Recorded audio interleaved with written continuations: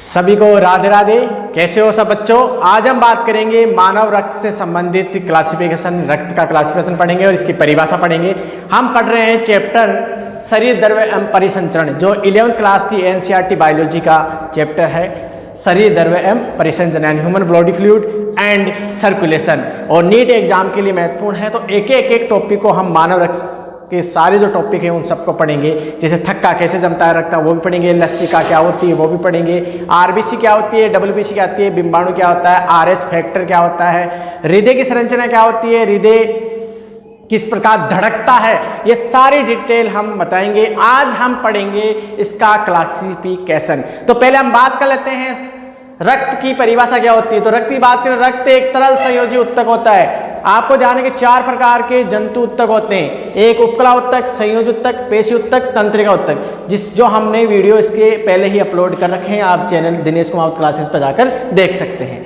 तो रक्त एक तरल संयोजी उत्तक होता है जो स्पेशलाइज्ड टिश्यू के अंतर्गत आता है, जिसका पीएच 7.4 होता है। इसका मतलब हल्का सारी होता है।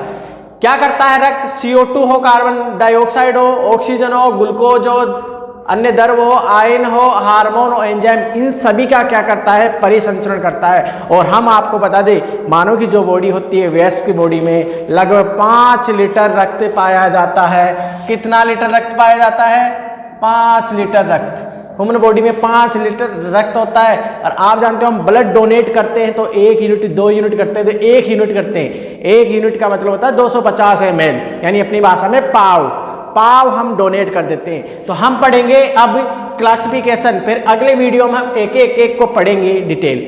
बात करें रुधिर की, तो 2 भागों में बांट रखा है, प्लाज्मा होता है और रक्त कणिकाएं होती है।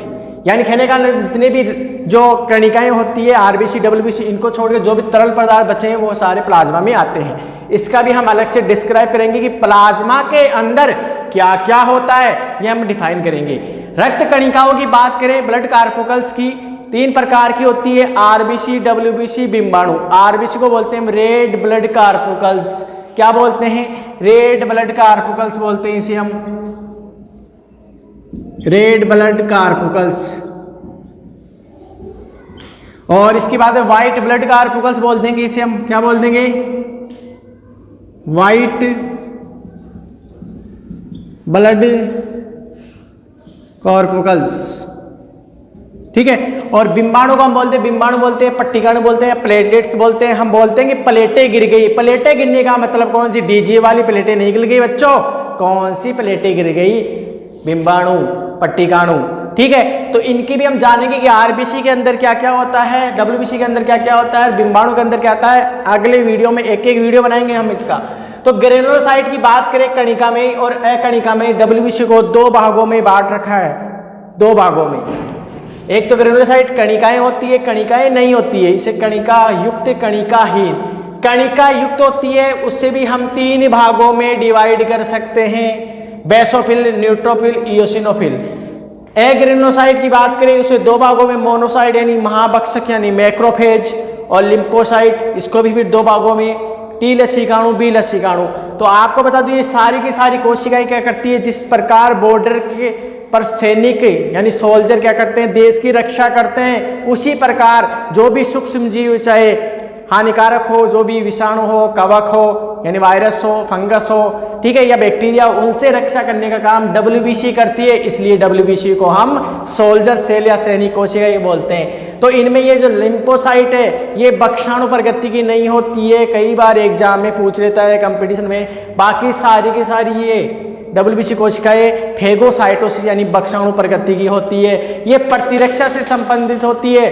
और इस रक्त का निर्माण कहाँ होता है, तो आपको बता दूं अस्थि मज्जा में होता है। कहाँ पर होता है रक्त का निर्माण, बोन मेरो। जैसे आपने क्रिस फिल्म देखी होगी, विवेक ओबेरॉय बोलता है काल मेरा बोन मेरो किससे मैच हो गया।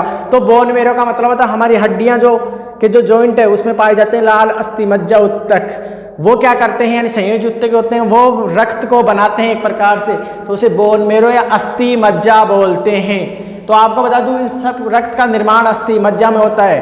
पर आपको एक और बता दूं, ये लिम्फोसाइट है ना, इसका जो परिपक्वन है वो थाइमस ग्रंथि जो यहाँ पर होती है, थाइमस ग्रंथि थाइमोसिन हार्मोन बनाती है, उसकी उपस्थिति में होता है, ये भी एग्जाम में पूछ लेता है। तो इस चार्ट को हमने समझा, अब एक एक वीडियो हम बनाएंगे, इसका स्क्रीनशॉट लेना चाहते हो तो ले सकते हैं।